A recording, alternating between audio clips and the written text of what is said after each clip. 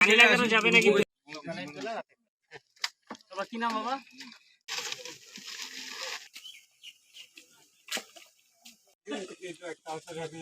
যোগাযোগ বিচ্ছিন্ন এলাকা, আমরা ঠিক মতো ডাক্তারের কাছে যেতে পারছি না ওরা রোগীগুলা, কিন্তু অনেকেই এখানে অসুস্থ আছে। আর এখানে যারা বিজিবি পক্ষ থেকে মেডিকেল ক্যাম্পেইন করতেছে, এই মেডিকেল ক্যাম্পেইনের যে আমাদের গ্রামের যে রোগী আছে ওনারা যে সুবিধাটা পাচ্ছে, ভবিষ্যতে আমরা আরও আশা রাখবো এরকম এই ক্যাম্পেইন বা এরকম ত্রাণ নিয়ে আমাদের গ্রামে আসবে আমাদের বাংলাদেশ বিজিবি পক্ষে যারা আজকে আছে। আরো ভবিষ্যতে আমরা আশা রাখবো যে ভবিষ্যতে যারা আবার আসতে পারে। প্রত্যেক বছর বছর বন্যা হইতেছে, কেউ আইয়ে না, কেউ চাই না।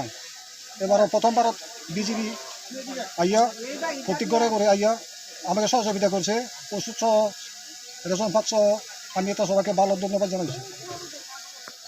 দেশের সার্বভৌমত্ব এবং সীমান্ত রক্ষায় কার্যক্রম করে যাচ্ছে। সাম্প্রতিক সীমান্তের বিষয়াদিতে বাহিনীর সদস্যরা সর্বোচ্চ পেশাদারিত্বের অনন্য নজির স্থাপন করে যাচ্ছে।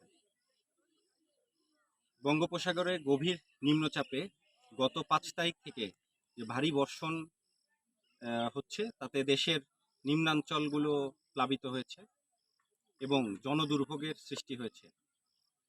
এই জনদুর্ভোগ লাঘবে বাহিনীর মহাপরিচালক মহোদয় ইতিমধ্যেই ব্যাটালিয়ন সমূহকে যথাযথ নির্দেশনা দিয়েছেন এবং মানবিক কার্যক্রমগুলোকে পরিচালনার জন্য তার নির্দেশনা বাস্তবায়নে আমরা বিজিবি সদস্যরা মাঠ পর্যায়ে কাজ করে যাচ্ছি।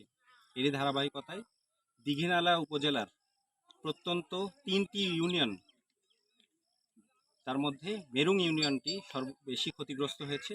আজকে আমরা যে অবস্থানে দাঁড়িয়ে আছি, আমাদের ঠিক সামনে যেই মাইনী নদীটা প্রবাহিত হচ্ছে, এই নদীর 2 কূল ছাপিয়ে ফ্ল্যাশ ফ্লাডের সৃষ্টি হয়। আমরা এখন বর্তমানে যেখানে দাঁড়িয়ে আছি, এই জায়গাটিও পানি নিচে নিমজ্জিত ছিল গত 7 দিন।